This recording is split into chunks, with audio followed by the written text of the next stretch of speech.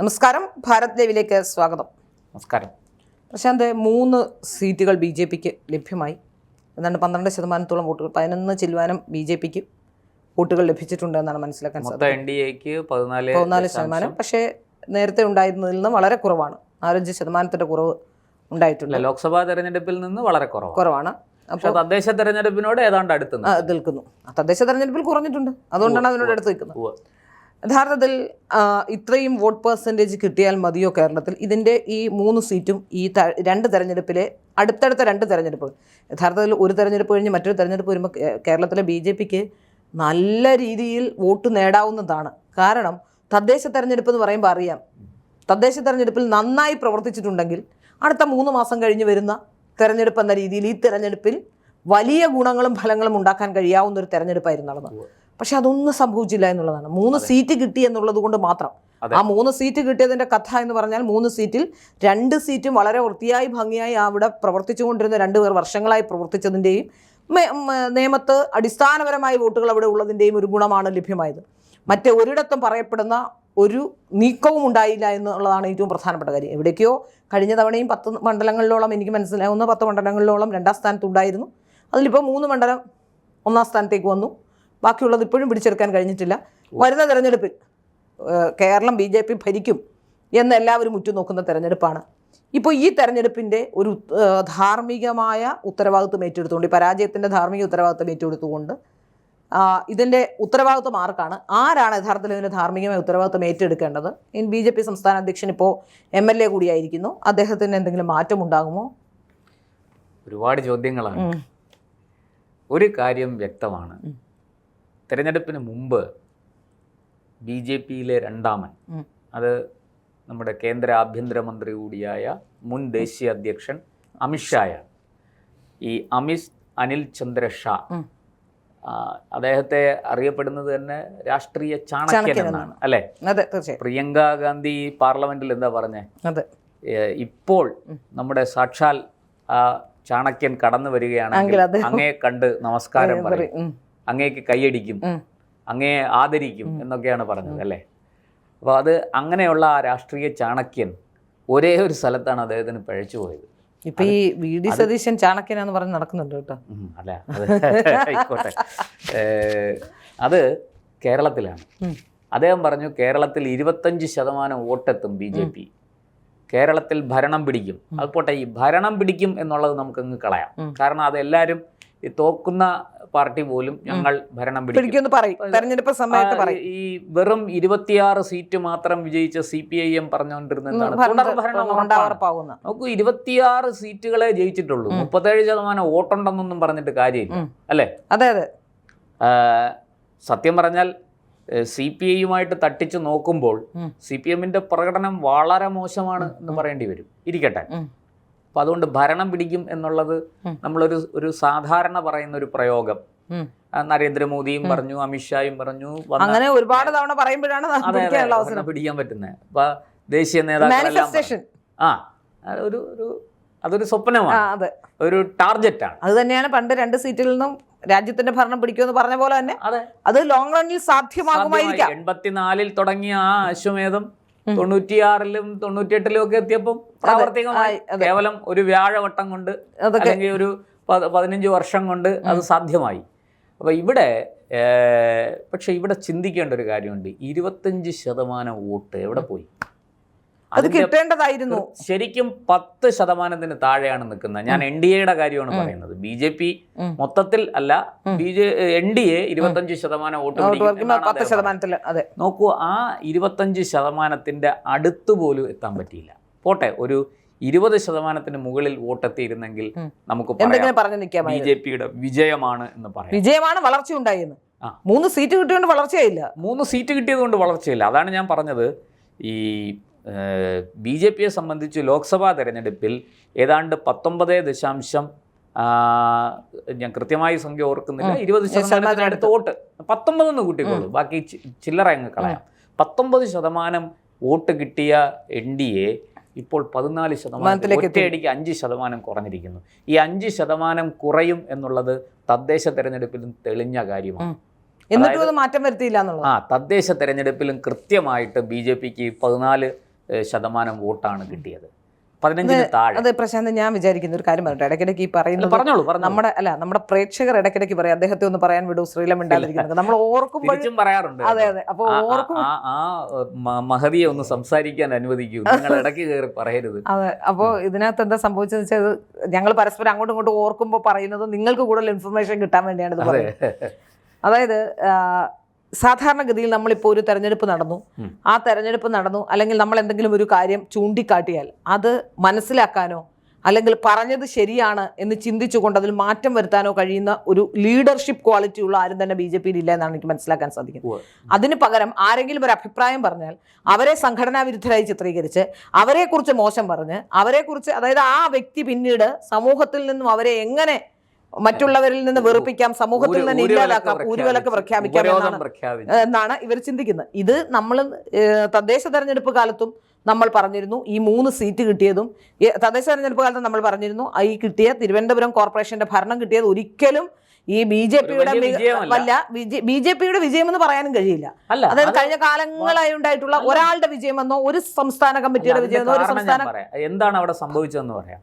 10-45 വർഷം ഭരിച്ചു മുടിപ്പിച്ച ഇടതുപക്ഷം ഒരു ഓപ്ഷൻ ജനങ്ങളുടെ മുമ്പിലുള്ളത് 2015-ൽ അവിടെ ഒരു മുന്നേറ്റം BJP അതായത് നരേന്ദ്രമോദിയുടെ വരവും ദേശീയ രാഷ്ട്രീയത്തിലുണ്ടായ മാറ്റവും ഒക്കെ BJPയെ സംബന്ധിച്ചിടത്തോളം ഒരു വലിയ മുന്നേറ്റം കേരളത്തിൽ ഉണ്ടാക്കാൻ സഹായിച്ചു.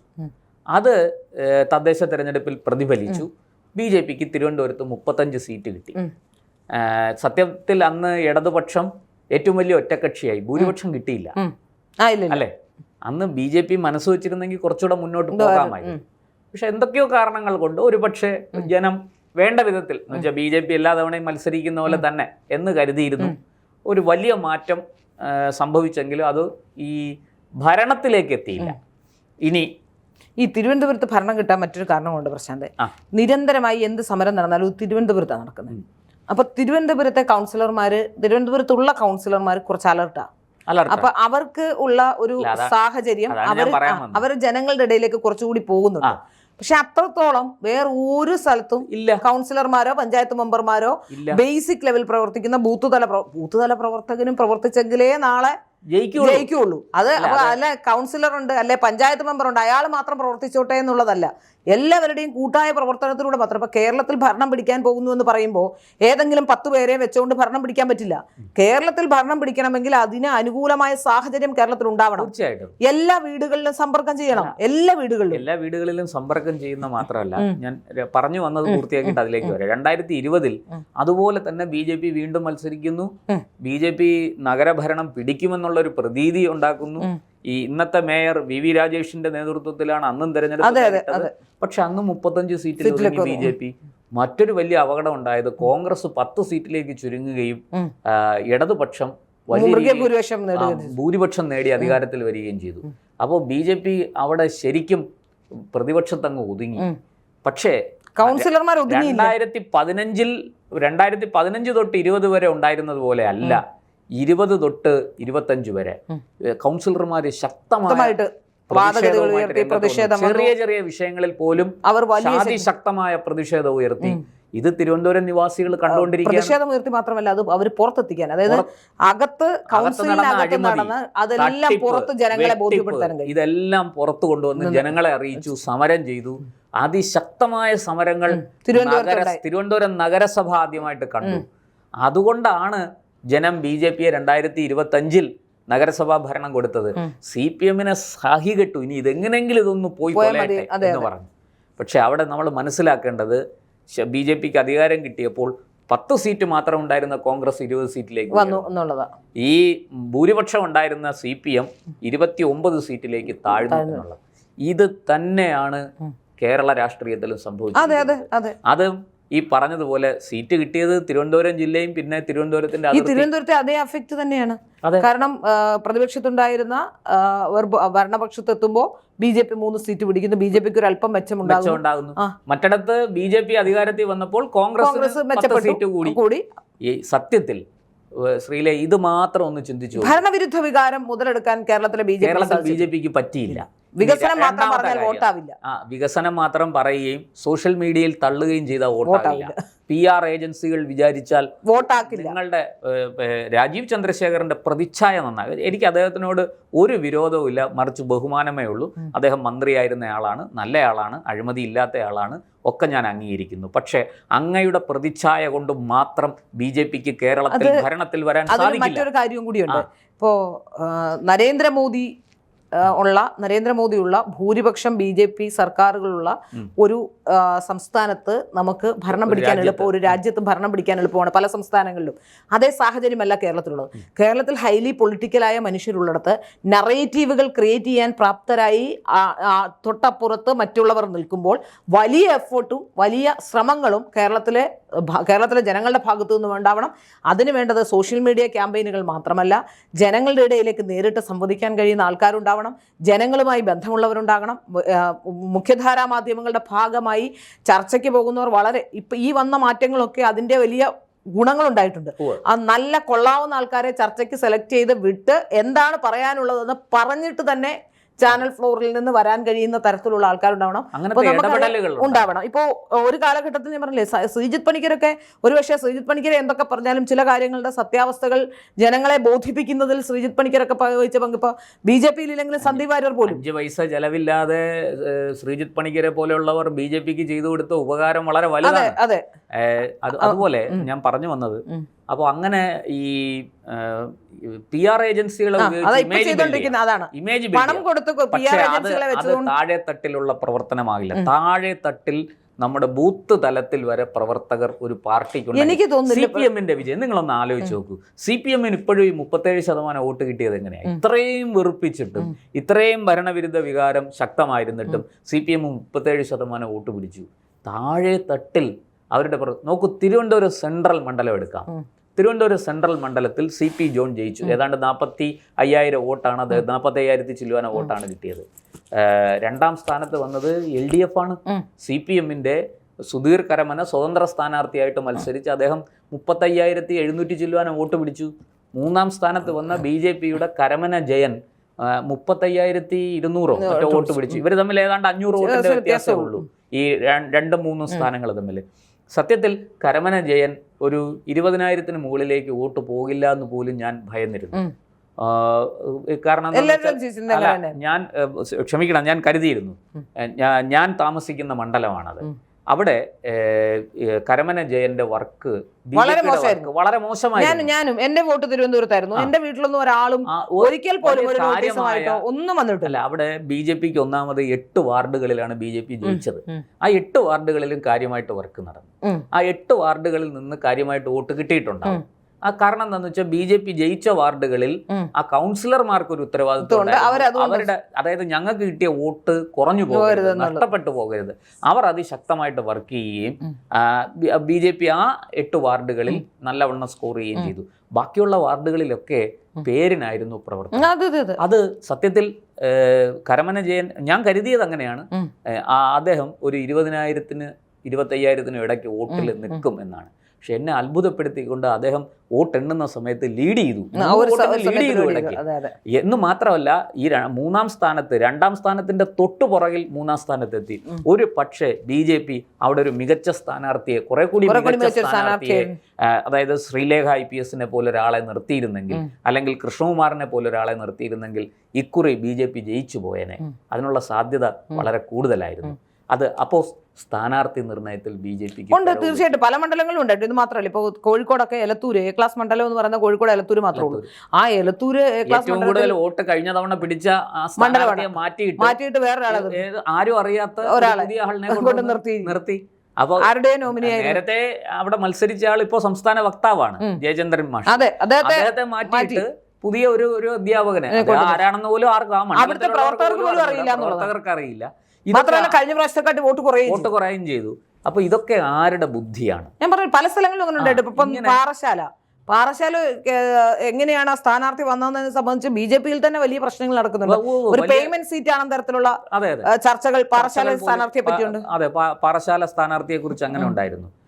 ഞാൻ പറഞ്ഞു വരുന്നത്, അപ്പോൾ സ്ഥാനാർത്ഥി നിർണയം, ചെങ്ങന്നൂരെ സ്ഥാനാർത്ഥി എനിക്ക് പറയാനുണ്ട്. എന്റെ ചെങ്ങന്നൂർ ഞാൻ എന്റെ സ്വന്തം സ്ഥലമാണ്. ഒരുപാട് തവണ പറഞ്ഞതാണ്. താഴെത്തട്ടിലെ പ്രവർത്തനം, ഈ പറയുന്നത് പോലെ PR ഏജൻസികളുടെ അതിര് കടന്ന ഇടപെടൽ, ഇതൊക്കെയാണ് BJPക്ക് പാരയായി മാറിയത്. മറിച്ച് ഇനി മറ്റൊരു കാര്യം കൂടി ഞാൻ പറയട്ടെ, ഏത് സംഘടനയും ഏത് രാഷ്ട്രീയ പാർട്ടിയും വളരുന്നത് പ്രതിഷേധങ്ങളിലൂടെയും പ്രക്ഷോഭങ്ങളിലൂടെയും ഒരു സമരം കഴിഞ്ഞ ഒരു വർഷമായിട്ട് നടന്നിട്ടില്ല. BJPക്ക് സമരം ചെയ്യാനുള്ള ഒരുപാട് സാധ്യതകളും സാഹചര്യങ്ങളും. ശബരിമല സ്വർണ്ണക്കൊള്ള, ഒരു കാര്യമായ ഒരു സെക്രട്ടേറിയറ്റ് സമരം നടന്നു. പിന്നെ ഒന്ന് വി മുരളീധരന്റെ നേതൃത്വത്തിൽ കടകംപള്ളി സുരേന്ദ്രൻ, മുൻ ദേവസ്വം മന്ത്രി കടകംപള്ളി സുരേന്ദ്രന്റെ വീട്ടിലേക്ക് ഒരു മാർച്ച് നടത്തി. അത് അദ്ദേഹം മുൻകൈ എടുത്ത് നടത്തിയതാണ്. പക്ഷേ ഞാൻ സ്ത്രീ വിഷയങ്ങൾ അല്ല, തിരുവനന്തപുരം, കൊല്ലം, ആലപ്പുഴ, പത്തനംതിട്ട, കോട്ടയം, കുറഞ്ഞപക്ഷം ഈ ജില്ലകളിലെങ്കിലും അതിശക്തമായ ഒരു BJP അനുകൂല തരംഗം സൃഷ്ടിക്കാൻ കഴിയുന്നതായിരുന്നു ഇത്തവണത്തെ തെരഞ്ഞെടുപ്പ്. ശബരിമല സ്വർണ്ണക്കൊള്ള. അതിൽ BJP വളരെ പിന്നാക്കം. ഈ 5 ജില്ലകളിലാണ് BJPക്ക് ഏറ്റവും കൂടുതൽ മുന്നേറാൻ കഴിയുന്നത്. പക്ഷെ അവിടെ BJP പിന്നിലേക്ക് പോയി. അതുപോലെ തന്നെ മറ്റൊരുപാട് ഘടകങ്ങളുണ്ടായത്. ഇപ്പൊ നമുക്കറിയാം, കോട്ടയം മെഡിക്കൽ കോളേജ്, കോട്ടയത്തെ മെഡിക്കൽ കോളേജിൽ ഒരു സ്ത്രീയുടെ മരണത്തിനിടയ്ക്ക് ഇടിഞ്ഞു വീണ സംഭവം ഉണ്ടായി. ചർച്ച ചെയ്തിട്ടേ ഇല്ല. ഒരു സ്ത്രീയുടെ വയറ്റിൽ കത്രിക വന്നു. ഏതെങ്കിലും ഒരു സമരം ചെയ്തേ അറിയില്ല. എത്രയോ ഏറ്റവും താഴ്ന്നു പോയ സമയമാണ്. ഈ വനിതാ സംഘടനകൾ സമരം ചെയ്തില്ല. ഇപ്പോഴാണ് സമരത്തിന് ഇറങ്ങിയ ഫ്രീ കിട്ടാൻ വേണ്ടി. അതെ, മഹിളാ മോർച്ചയ്ക്ക് സ്ത്രീ സുരക്ഷ ഒരു വിഷയമേ അല്ല. മഹിളാ മോർച്ചയ്ക്ക് വിഷയമേ അല്ലായിരുന്നു. ഇപ്പോൾ ബസ്സിൽ യാത്ര ചെയ്യാൻ അതാണ് പ്രശ്നം, ചാടി ഇറങ്ങിയിരിക്കണം. മാത്രമല്ല മറ്റൊരു പ്രധാനപ്പെട്ട വിഷയമുണ്ട്. നമുക്ക് ഒരുപാട് കാര്യങ്ങൾ പറയാനുണ്ട്. ഈ BJPയും CPM-ഉം തമ്മിൽ ഒരു അന്തർധാര ഉണ്ട് എന്ന ആക്ഷേപം വളരെ കാരണം ഞാൻ പറയാം. അതിന്റെ കാരണം ഇവിടെ മാത്രമല്ല, കേന്ദ്രത്തിലിരിക്കുന്ന നേതാക്കളും അത് ആലോചിക്കണം. മദ്യനയ അഴിമതി കേസിൽ അരവിന്ദ് കെജ്രിവാൾ എത്ര ദിവസം ജയിലിൽ കിടന്നു അല്ലെ? അതെ. കവിത തെലങ്കാനയിൽ ഇദ്ദേഹത്തിന്റെ മകള് KCR-ന്റെ മകള് എത്ര ദിവസം ജയിലിൽ കിടന്നു? അതുപോലെ എത്ര മുഖ്യമന്ത്രിമാരടക്കമുള്ളവരെ BJP മുൾമുനയിൽ നിർത്തി കേസെടുത്ത് അല്ലെ? കേരളത്തിൽ പിണറായി വിജയനെതിരെ BJP കേസെടുക്കാത്തത്,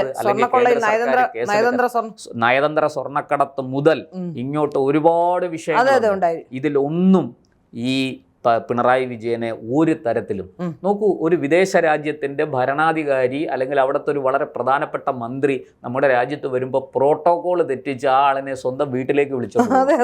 അങ്ങനെ വരെ നടന്ന ഒരു സംഭവം ഉണ്ടായിട്ട് ഒരു നടപടി എടുത്തിട്ടില്ല. അതൊന്നും മുതലെടുക്കാൻ പറ്റിയില്ല. കുറഞ്ഞ പക്ഷം ഈ അവസാന നാളുകളിലെങ്കിലും ഈ പിണറായി വിജയനെതിരെ എന്തെങ്കിലും ഒരു നീക്കം നടത്തിയിരുന്നെങ്കിൽ അത്. ശബരിമലയിലെ പ്രശ്നം തന്നെ ആലോചിച്ച് നോക്കൂ. ശബരിമലയിൽ ഇത്രയും വലിയ കൊള്ള നടന്നിട്ട്, തീവെട്ടിക്കൊള്ള നടന്നിട്ട് അവിടുത്തെ ക്ഷേത്രത്തിലെ മുഴുവൻ വസ്തുവകകളും കൊള്ളയടിച്ചുകൊണ്ട് പോയിട്ട് ഇതുവരെ കടകംപള്ളി സുരേന്ദ്രനെ ഒന്ന് ചോദ്യം ചെയ്യാൻ പോലും കഴിഞ്ഞിട്ടില്ല എന്നുള്ളത് ഒന്നോ രണ്ടോ തവണ വിളിച്ച് ചുമ്മാ തമാശക്ക് വർത്താനം. അത് മാത്രമല്ല, ഇത് ഈ കേസ് തുടക്കത്തിൽ തന്നെ CBI അന്വേഷിക്കണമെന്ന് ആവശ്യപ്പെട്ട് കോടതി പോയിരുന്നെങ്കിലോ? അത് BJP വളരെ വൈകിയാണ് CBI അന്വേഷണം ആവശ്യപ്പെട്ടത്. CBI അന്വേഷണം അല്ലെങ്കിൽ ED അന്വേഷണം. കാരണം വലിയ ഏറ്റവും വൈകിയാണ് ED ഈ കേസിൽ ഇടപെടുന്നതും ഈ കേസിൽ രജിസ്റ്റർ ചെയ്യുന്നത്. അതും സ്വർണ്ണക്കൊള്ളയല്ല, ഇതിനകത്ത് സാമ്പത്തിക ക്രമക്കേട് നടന്നു. അതായത് മണി ലോണ്ടറിംഗ് ആക്ട് വെച്ചിട്ടാണ് കേസ് എടുത്തിരിക്കുന്നത്. കള്ളപ്പണം വെളുപ്പിച്ചു, കള്ളപ്പണ ഇടപാട് നടന്നു എന്ന് പറഞ്ഞിട്ടാണ് കേസ് എടുത്തിരിക്കുന്നത്. ഇതൊക്കെ BJPയുടെ വീഴ്ചകളാണ്. ഇതിനെയൊക്കെ സമർത്ഥമായിട്ട് കൈകാര്യം ചെയ്യാൻ സംസ്ഥാനത്ത് ഒരു BJP നേതൃത്വമില്ലാതെ പോയി. അത് രാജീവ് ചന്ദ്രശേഖരനോ അദ്ദേഹത്തിൻ്റെ ടീമിനോ ഇത് കോർഡിനേറ്റ് ചെയ്യാൻ പറ്റിയില്ല. കേന്ദ്രത്തെ കൃത്യമായിട്ട് ഇടപെടിക്കേണ്ട സ്ഥലങ്ങളിൽ ഇടപെടിക്കാൻ കഴിഞ്ഞില്ല. ഇതെല്ലാം BJPയുടെ ഈ വോട്ട് ഷെയർ കുറഞ്ഞ മറ്റൊരു പ്രധാനപ്പെട്ട കാരണം കൊണ്ട് ഈ അടിസ്ഥാന വർഗ്ഗങ്ങളുടെ ഇടയിൽ നമുക്കുണ്ടായിട്ടുള്ള കേരളത്തിൽ എപ്പോഴും ഹിന്ദുവിൻ്റെ വോട്ടാണ് ഒരു ബേസ് വോട്ട് BJPയുടെ. അത് മറന്നുകൊണ്ടാണ് ഈ കന്യാസ്ത്രീയുടെ വിഷയം ഉണ്ടായത്. ക്രിസ്ത്യൻ ഔട്ട്റീച്ച് ഒക്കെ രാഷ്ട്രീയ പാർട്ടി എന്ന രീതിയിൽ എല്ലാ ജനവിഭാഗങ്ങളുമായിട്ടും ബന്ധപ്പെടണം. പക്ഷെ ഈ മറ്റുള്ളവർ ഇപ്പോ ഛത്തീസ്ഗഡിലെ വിഷയം VD സതീശൻ തങ്ങളോട് കാണിച്ച അതേ ഇടപാടുകളാണ്, ആ തരത്തിലുള്ള ഇടപാടുകളാണ്. വളരെ ലളിതമാണ്.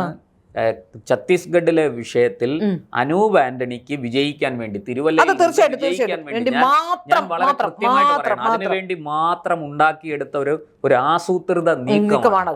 അതുകൊണ്ട് അനൂപ് ആന്റണി അവിടെ ജയിച്ചില്ല, രണ്ടാം സ്ഥാനത്ത് വന്ന് വലിയ നേട്ടമായിട്ട് 40,000 വോട്ട് പിടിച്ച് 43,000 വോട്ട് പിടിച്ച കഥയൊക്കെ പറയുന്നുണ്ട്. നിൽക്കട്ടെ, അതിന് വേറൊരു കാരണം കൂടെ ഉണ്ട്. നരേന്ദ്രമോദി വന്ന് നരേന്ദ്രമോദിയോടൊപ്പം മറ്റൊരാളെയും ഉയർത്തി കാണിക്കാതെ എന്റെ സ്വന്തം ആളാണ്. തിരുവല്ലയിലെ മുഴുവൻ ആരാണ് അനൂപ് ആന്റണിക്ക് വോട്ട് ചെയ്തതെന്ന് ബൂത്ത് തലത്തിലെ കണക്കൊക്കെ എടുത്ത് നോക്കിയാൽ മനസ്സിലാവും. അതുകൊണ്ട് അനൂപ് ആന്റണി കന്യാസ്ത്രീകളെ സഹായിക്കാൻ പോയതിന്റെ മെച്ചം കിട്ടി എന്നൊന്നും പറഞ്ഞ് മുന്നോട്ട് വരരുത്. അത് തെറ്റാണെന്ന് തന്നെ പറയും. അതേസമയം അങ്ങനെയാണെങ്കിൽ ഷോൺ ജോർജിന് കിട്ടണം, ജോർജിന് കിട്ടണം. ഇവർക്കൊന്നും കിട്ടിയില്ലല്ലോ ആ ആനുകൂല്യം. അപ്പൊ അതുകൊണ്ട് ആ ആനുകൂല്യം ഒന്നും പറഞ്ഞ് ഞെളിയാൻ BJP നേതാക്കൾ വരരുത് ദയവീത്. മാത്രമല്ല ഈ തെരഞ്ഞെടുപ്പുമായി ബന്ധപ്പെട്ട് നോക്കുകയാണെങ്കിൽ ഏറ്റവും കൂടുതൽ പണം ചെലവഴിച്ച പാർട്ടി BJP ആണ് കേരളത്തിൽ ഈ തെരഞ്ഞെടുപ്പ് രംഗത്ത്. എന്നിട്ട് അതിന്റെ യാതൊരു ഗുണവും ഉണ്ടായില്ല എന്നുള്ളത് യാഥാർത്ഥ്യമായ കാര്യമാണ്. അതിനി എങ്ങനെ BJP വിലയിരുത്തുമെന്ന് എനിക്കറിയില്ല.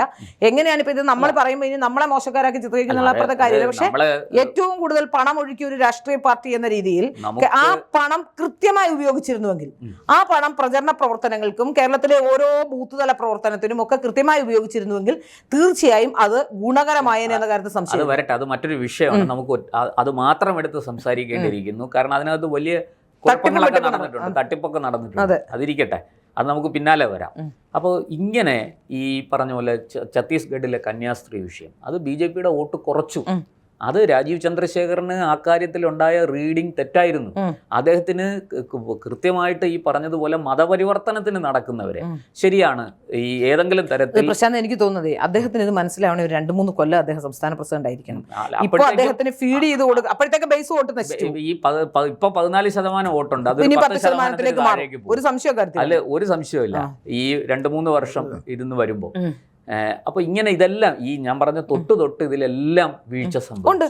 തീർച്ചയായിട്ടും ഇപ്പോൾ ഈ BJPക്ക് കുറെ BJPയുടെ സംസ്ഥാന സമിതിയും സംസ്ഥാന ബാക്കിയെല്ലാം കോർ കമ്മിറ്റി ബാക്കിയുള്ള കോർ കമ്മിറ്റി കൂടുമ്പോൾ സാധാരണഗതി ഒരു തെരഞ്ഞെടുപ്പ് കഴിഞ്ഞാൽ കോർ കമ്മിറ്റിയിൽ ഒരു വിശദമായ വിലയിരുത്തൽ, എവിടെയാണ് വോട്ട് നഷ്ടപ്പെട്ടത്, എന്തുകൊണ്ടാണ് വോട്ട് നഷ്ടപ്പെട്ടത്, എന്താണ് അതിനുള്ള സാഹചര്യം, ഒരു വിശദമായ വിലയിരുത്തൽ വേണ്ടേ? ഒന്നും സംഭവിച്ചിട്ടില്ല എന്നാണ് ഞാൻ മനസ്സിലാക്കുന്നത്. പരസ്പരം ആകെ പറഞ്ഞത് 3 സീറ്റ് കിട്ടി, തിരുവനന്തപുരം നഗരം കിട്ടി, അതുകൊണ്ടെല്ലാം തൃപ്തിയായി, എല്ലാവരും കൈയടിച്ചു, പ്രോത്സാഹിപ്പിച്ചു, പോയി. പണ്ടത്തെ പോലെ ഇപ്പൊ വലിയ സംവിധാനങ്ങൾ വേണം. കാരണം എന്താണെന്ന് വെച്ചാൽ ഒരു സത്യത്തിൽ അടുത്ത ഒരു പ്രശ്നം BJP നേരിടാൻ പോകുന്നത് BJPയുടെ പാർലമെന്ററി പാർട്ടി ലീഡർ ആരായിരിക്കും? ഈ ചോദ്യത്തിന് എന്തുത്തരം BJP ഇതുവരെ ചർച്ച പോലും ചെയ്തിട്ടില്ല എന്നാണ് ഞാൻ മനസ്സിലാക്കുന്നത്. കേന്ദ്രം തീരുമാനിക്കട്ടെ എന്നാണ് പറയുന്നത്. കേന്ദ്രം എന്ത് തീരുമാനിക്കാൻ? ഇവിടത്തെ കാര്യം കേന്ദ്രം ആണോ? ഇവരല്ലേ അങ്ങോട്ട് പറയേണ്ടത്? ഇങ്ങനെ ഞങ്ങളുടെ ഇന്ന കാര്യങ്ങളുണ്ട്, അതിനനുസരിച്ച് ഇവിടെ ഇന്ന ആളിനെ ആക്കണം. അപ്പൊ അവിടുന്ന് അത് അനൗൺസ് ചെയ്യും. ഞാൻ ആരുടെ പേരെഴുതി കൊടുക്കുമെന്ന് അറിയില്ല. ഇവിടെ ഒരു തമാശ കഥ കേട്ടത്, എനിക്ക് ശരിയാണോന്ന് അറിയില്ല, എങ്കിലും അത് വലിയ തമാശയാണ്. തിരുവനന്തപുരത്ത് പത്മനാഭസ്വാമി ക്ഷേത്രത്തിന് അഡ്മിനിസ്ട്രേറ്ററായിട്ട് ഇപ്പോൾ കരമന ജയനുണ്ട്. അദ്ദേഹത്തിന്റെ കാലാവധി തീരാൻ പോകും. ഭരണസമിതി അംഗമാണ്. അപ്പൊ അദ്ദേഹത്തിന്റെ കാലാവധി തീരാൻ പോവുകയാണ്. സംസ്ഥാന ജനറൽ സെക്രട്ടറി, ഒരു വനിതാ സംസ്ഥാന സെക്രട്ടറിയുടെ പേരെഴുതി കൊടുത്തെന്നാ കഥ പുറത്തു വരുന്നത്. അവിടെ സ്ത്രീകളെ വെക്കില്ല. ഇനി ഈ പാർലമെന്ററി പാർട്ടി ലീഡറായിട്ട് ഇനി ഈ സെക്രട്ടറിയുടെ പേരെഴുതി സംസ്ഥാന ജനറൽ സെക്രട്ടറി കൊടുക്കുമെന്ന് അറിയില്ല. കേരള നിയമസഭയിൽ ചിലപ്പോൾ അറിയുന്നുണ്ടാവില്ല. കാരണം നിയമസഭയിൽ ചെല്ലുന്നവർക്ക് മാത്രമേ ഇത് ചെയ്യാവൂ, സംസ്ഥാന പാർലമെന്ററി ലീഡർ ആക്കാവൂന്ന് അറിയാമോന്ന് എനിക്കറിയില്ല. ഇനി അതുകൊണ്ട് ഇപ്പോഴത്തെ സമരം പോലെ ചെയ്തേക്കാനും സാധ്യതയുണ്ട്, സംഭവിക്കാൻ സാധ്യതയുണ്ട്. ഞാൻ പറഞ്ഞു വരുന്നത് അപ്പുറത്ത് VD സതീശന്റെ നേതൃത്വത്തിലുള്ള ഒരു ഭരണമാണ്. അതായത് കോൺഗ്രസിൽ ഒരു തലമുറ മാറ്റം സംഭവിച്ചിരിക്കുന്നു. തീർച്ചയായിട്ടും. അതേസമയം CPM-ൽ അത് സംഭവിച്ചിട്ടില്ല, തുടരും. അപ്പോൾ ഇത് BJPയെ സംബന്ധിച്ചിടത്തോളം ഒരു സുവർണാവസരമാണ്. അതായത് 3 പേരടങ്ങുന്ന ഒരു പ്രതിപക്ഷം, ശക്തമായ പ്രതിപക്ഷം, അത് ഉണ്ട് എന്ന് തെളിയിച്ചു കൊടുക്കാൻ കഴിയുന്ന ഒരാളെ വേണം. എൻ്റെ അഭിപ്രായത്തിൽ പഴക്കവും വന്ന, നന്നായി രാഷ്ട്രീയം അറിയുന്ന, കൃത്യമായി രാഷ്ട്രീയം പയറ്റാൻ കഴിയുന്ന, നല്ല മലയാളത്തിൽ നന്നായിട്ട് നിയമസഭയിൽ പെർഫോം ചെയ്യാൻ കഴിയുന്ന, പ്രസംഗിക്കാൻ കഴിയുന്ന ഒരാളെ വേണം പാർലമെന്ററി പാർട്ടി ലീഡറായിട്ട് തിരഞ്ഞെടുക്കാൻ. അത് രാജീവ് ചന്ദ്രശേഖർ ആയാലും കൊള്ളാം, V മുരളീധരനായാലും കൊള്ളാം, BB ഗോപകുമാർ ആയാലും കൊള്ളാം. അതായത് സാഹചര്യങ്ങൾക്കനുസരിച്ച് സഭയിൽ എന്തു സംഭവിക്കാം. കാരണം ഒരു ചോദ്യോത്തരത്തിൽ രാവിലെ ക്വസ്റ്റ്യൻ അവർ നടക്കുന്നു, അല്ലെങ്കിൽ 0 അവർ നടക്കുന്നു, അവിടെ ഒരു ചോദ്യം വരുന്നു, അല്ലെങ്കിൽ ഒരു സബ്മിഷൻ വരുന്നു. ആ സബ്മിഷന് നമ്മൾ വളരെ പെട്ടെന്നായിരിക്കും നമ്മൾ അതിന് മറുപടി പറയുന്നത്. ഇതെല്ലാം നേരത്തെ നമ്മുടെ കയ്യിൽ കിട്ടണമെന്നില്ല. തീർച്ചയായിട്ടും നമുക്ക് പല കാര്യങ്ങളും മുൻകൂട്ടി അറിയാൻ പറ്റും. പക്ഷേ ഈ പറഞ്ഞതുപോലെ ചിലപ്പോൾ അവിചാരിതമായിട്ടൊരു ചോദ്യം ഉണ്ടാവും. അവിചാരിതമായിട്ട് പ്രതിപക്ഷം ഒരു അടിയന്തര പ്രമേയം കൊണ്ടുവരും. ഈ അടിയന്തര പ്രമേയത്തിന് പിന്തുണയ്ക്കണോ വേണ്ടയോ, ഇതിൽ നമുക്ക് എന്താണ് പറയാനുള്ളത്, നമുക്ക് പറയാനുണ്ടോ? ഞാൻ കഴിഞ്ഞ 2016-21 കാലത്ത് നമ്മുടെ O രാജഗോപാൽ അവിടെ MLA ആയിരുന്നു. അദ്ദേഹം കാണിച്ചു കൂട്ടിയ മണ്ടത്തരങ്ങൾ അത് തന്നെ പറയാൻ ഏറെയുണ്ട്. ഞാൻ അതിലേക്ക് കടക്കുന്നില്ല. രാമനും കൃഷ്ണനും പേരിലുള്ളത് കൊണ്ട് ഞാൻ ശ്രീരാമകൃഷ്ണന് വോട്ട് ചെയ്യും സ്പീക്കർ എന്ന് വെച്ചാൽ അതുകൊണ്ട് അന്നത്തെ ദിവസം മുഴുവനും ചർച്ചയിൽ O രാജഗോപാൽ നിറഞ്ഞു നിന്നു. പക്ഷെ BJP-യുടെ ഗ്രാഫ് ഇടിഞ്ഞു. പക്ഷെ അദ്ദേഹത്തിന് വേണ്ടതായിരുന്നു. അദ്ദേഹത്തിന് വേണ്ടതായിരുന്നു. കേരളത്തിലെ BJP നേതാക്കന്മാർക്ക് എല്ലാം എന്ത് ഗ്രാഫ് ഇടിഞ്ഞാലും സ്വന്തം എന്റെ വലുപ്പം, എന്റെ പ്രതിച്ഛായ ഇങ്ങനെ നിറഞ്ഞു നിൽക്കണം. BJP തകർന്നു പോയിക്കോട്ടെ, കുഴപ്പമില്ല. ഇതാണ് ഈ ഞാനും അപ്പനും സുഭദ്രയും ഞങ്ങളുടെ കുടുംബത്തിനും തട്ടാനും. അതെ അതെ, ഇത്രയും പേർക്ക് അതായത് മകൻ ചത്താലും വേണ്ടില്ല, മരുമകളുടെ താലിയേറ്റു കണ്ടു, മരുമകളുടെ കണ്ണുനീര് കണ്ടു. ഇതാണ് നയം. അപ്പൊ അതിനൊന്നും പോകാതെ മിടുക്കനായ ഒരാളെ, ഈ പറഞ്ഞതുപോലെ കേരള രാഷ്ട്രീയം നന്നായിട്ട് അറിയുന്ന ഒരാളെ വേണം അവിടെ വയ്ക്കാൻ. ഇപ്പം ഈ 3 പേരിൽ നിന്ന് ഒരു ഈഗോയും വിചാരിക്കാതെ കൃത്യമായിട്ട് അതിന് കഴിയുന്ന ഒരാളിനെ തിരഞ്ഞെടുക്കാൻ BJP-ക്ക് കഴിയട്ടെ. അല്ലാത്ത പക്ഷം ഞാൻ ആരുടെയും പേര് പറഞ്ഞു, ശ്രീല പേര് പറഞ്ഞു, പക്ഷെ ഞാൻ അതും പറയുന്നില്ല. ഒരാളിനെ തിരഞ്ഞെടുക്കുക. അല്ല, ഞാൻ പറഞ്ഞെന്താണെന്നറിയാമോ, കേരളത്തിലെ രാഷ്ട്രീയ സാഹചര്യം പറഞ്ഞത് ശരിയാണ്. പാർലമെന്റിൽ രാജീവ് ചന്ദ്രശേഖർ നല്ല പെർഫോമൻസ് വെക്കുന്ന ആളായിരിക്കാം. പക്ഷെ അതല്ല കേരളത്തിലെ നിയമസഭ. അത് മനസ്സിലാക്കിക്കൊണ്ട് അതിന് അനുകൂലമായ ഒരു നിലപാടിലേക്ക് പോകണം. അവിടെ ഒരു വ്യത്യാസമുണ്ട് ശ്രീലേ. അവിടെ പലരും ഉണ്ട്. അല്ലല്ല, ഇന്ത്യൻ പാർലമെന്റിൽ പിന്നെ രാജീവ് ചന്ദ്രശേഖർ പ്രതിപക്ഷത്തിൽ ഭരണപക്ഷത്താണ്.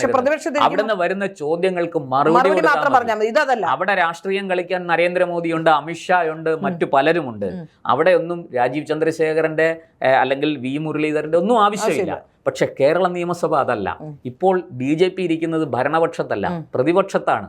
അതുകൊണ്ട് തന്നെ BJP-യെ സംബന്ധിച്ചിടത്തോളം അടിക്കണം. ഇനി വരുന്ന 5 വർഷം, വരുന്ന 5 വർഷത്തിൽ കേരളത്തിലെ തിരുവനന്തപുരത്തെ കോർപ്പറേഷൻ കൗൺസിലർമാർ എങ്ങനെ പെരുമാറിയോ അതുപോലെ ഒരു 5 വർഷത്തേക്ക് അവിടെ നടക്കുന്ന പ്രശ്നങ്ങൾ അത് വസ്തുനിഷ്ഠമായി പുറത്ത് ജനങ്ങളുടെ എത്തിച്ച് നിയമസഭയെ പ്രക്ഷുബ്ധമാക്കണം. എങ്കിൽ മാത്രമേ ജനകീയ പ്രശ്നങ്ങൾ ഉയർത്തി, ജനങ്ങളുടെ ആവശ്യങ്ങൾ ഉയർത്തി, ഭരണപക്ഷം ചെയ്യുന്ന തെറ്റായ കാര്യങ്ങളെ ശക്തമായി എതിർത്തുകൊണ്ട് 3 പേരേ ഉള്ളുവെങ്കിലും അത് 30 പേരുടെ ഫലം ചെയ്യുന്ന വിധത്തിൽ അതിശക്തമായ പ്രതിഷേധ സ്വരം നിയമസഭയിൽ ഉയരണം. നിയമസഭയിൽ പ്രത്യേക പരിരക്ഷയുണ്ട്. നിങ്ങൾക്ക് എന്തും പറയാം, MLA-മാർക്ക് എന്തും അതിനകത്ത് പറയാം. സനാതന ധർമ്മത്തെ കുറിച്ച് അതിനകത്ത് കേസെടുക്കാൻ പോലും പറ്റില്ല ആർക്കും. പക്ഷെ പുറത്ത് പറഞ്ഞതിന് കേസെടുത്തിട്ടുണ്ട്. ഇവിടെ ഇതെല്ലാം മനസ്സിലാക്കി, കൃത്യമായിട്ട് രാഷ്ട്രീയം മനസ്സിലാക്കി, കേരളത്തിൻ്റെ നിയമസഭയിൽ എങ്ങനെ പെരുമാറണം എന്ന് കൃത്യമായി തിരിച്ചറിഞ്ഞുകൊണ്ട് വേണം BJP 3 പേരും ഒറ്റക്കെട്ടായിട്ട് നിൽക്കണം. 3 പേരും 3 കോണുകളിൽ നിന്നാൽ BJP വിജയിക്കില്ല. ഈ നേടിയ 3 സീറ്റുകൾ കൂടെ BJP നഷ്ടപ്പെടും എന്ന് മാത്രമേ ഉള്ളൂ.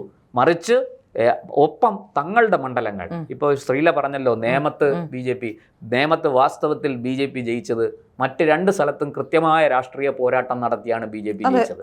പക്ഷേ നേമത്ത് BJP ജയിച്ചത് എൻ്റെ അഭിപ്രായത്തിൽ ഞാൻ പറയും കോൺഗ്രസിന്റെ കാരുണ്യം കൊണ്ടാണ് BJP ജയിച്ചത്.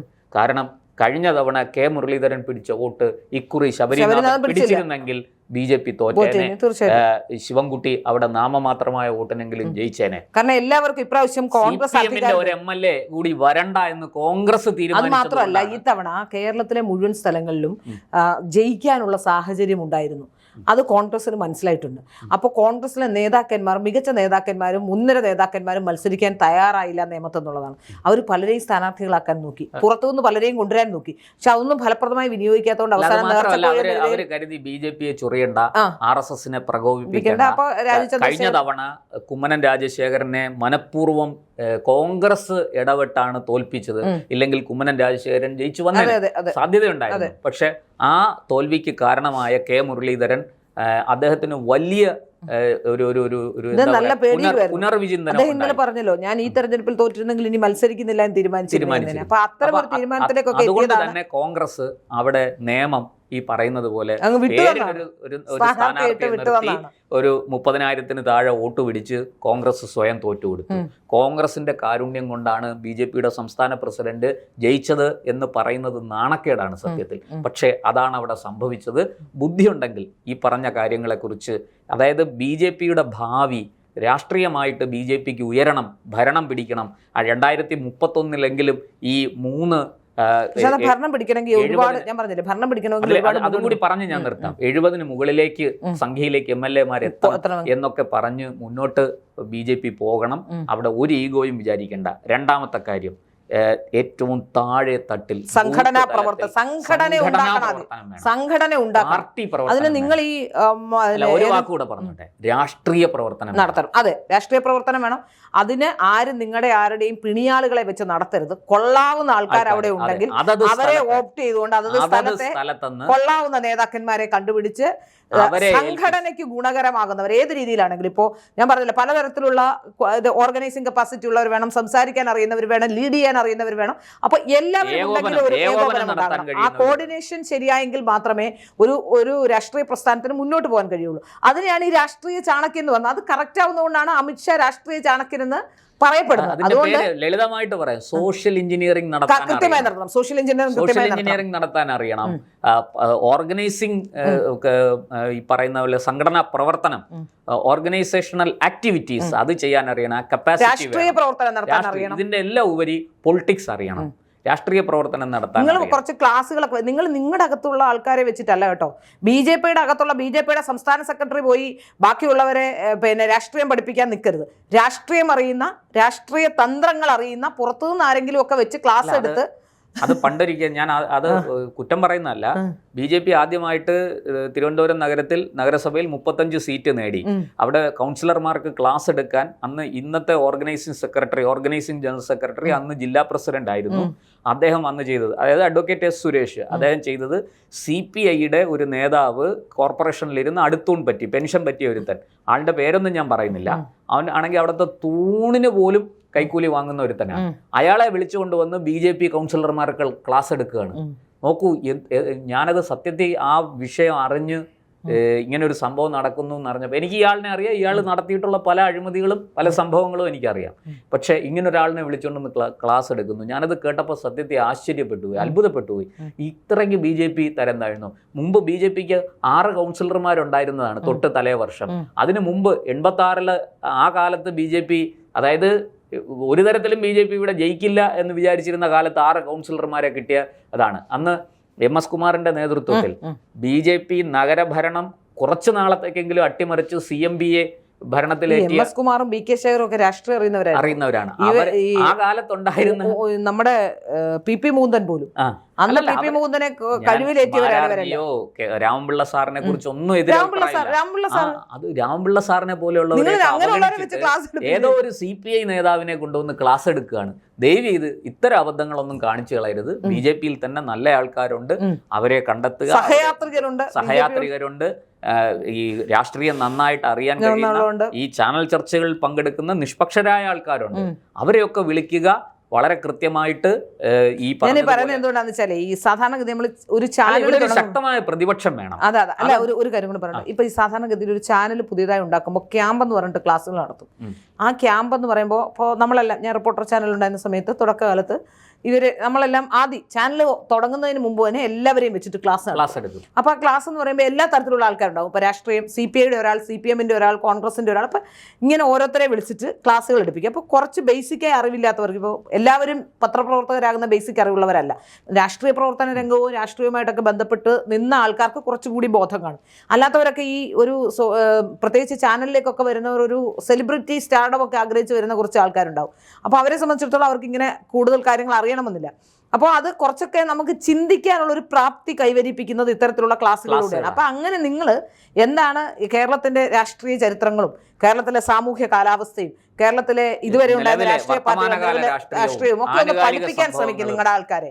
അല്ലാതെ എന്തെങ്കിലും ചോദിച്ചാൽ വെറുതെ ചുമ്മാ ഈ പറഞ്ഞതുപോലെ ഉള്ള 3 പക്ഷെ സീറ്റ് അതിന് ഒരു കാര്യം കൂടി ഞാൻ പറയണേ, എഴുത്തും വായനയും ഒക്കെ അറിയുന്നവർ കൂടി ആവണം എല്ലാവരും. അതെ. അല്ലാത്തവരും ഇപ്പോ BJPയുടെ സംസ്ഥാന നേതൃത്വത്തിൽ താഴെത്തട്ടിലൊക്കെ പ്രവർത്തിക്കുന്ന പലർക്കും എഴുത്തും വായനയും ഒന്നും അറിയില്ല. മണ്ണും മണലും മാഫിയക്കാരും മണലും ഒക്കെ കടത്തിക്കൊണ്ടിരിക്കുന്ന ആൾക്കാരൊക്കെ ആണെന്ന തരത്തിലുള്ള ആരോപണങ്ങളൊക്കെ വരുന്നുണ്ട്.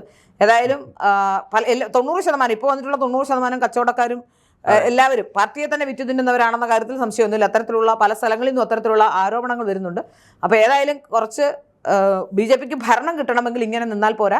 നിങ്ങൾ സംസ്ഥാന താഴെ തട്ടു മുതൽ സംസ്ഥാന തലം വരെ ഉടച്ചു വാർത്ത് പ്രവർത്തിച്ച് നല്ല പ്രവർത്തകരെയും നല്ല ആൾക്കാരെയും കണ്ടെത്തി ഇവിടേക്ക് കൊണ്ടുവന്ന് ക്ലാസ്സുകൾ എടുപ്പിച്ച് നന്നായിട്ട് പ്രവർത്തിക്കാനുള്ള ഊർജ്ജം ഉണ്ടാക്കണം. BJP ഒരു കാരണവശാലും ഈ 14% നിന്ന് മുകളിലേക്ക് പോകില്ല. താഴേക്ക് പോകാനുള്ള എല്ലാ സാധ്യതകളും ഉണ്ട് തന്നെ.